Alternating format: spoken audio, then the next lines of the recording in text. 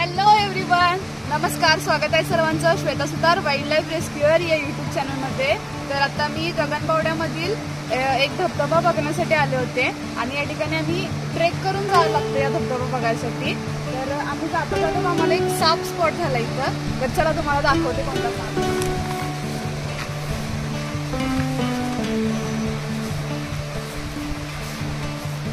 कळालंय आपण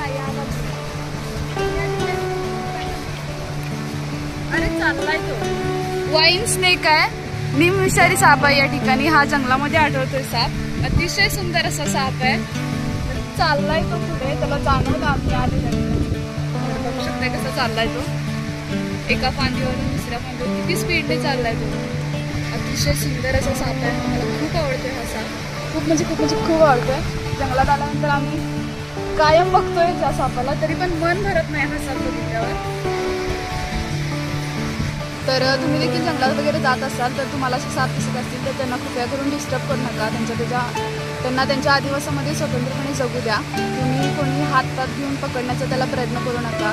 या ठिकाणी हा निमविषारी साप आहे. मला या सापाची माहिती आहे त्यामुळे मी सांगू शकते. तर या ठिकाणी विषारी साप देखील असू शकतोय. त्यामुळे कुणी अशी रिस्क घेऊ नका, काही करायला जाऊ नका. ते तुमच्या जीवावर भेटू शकते.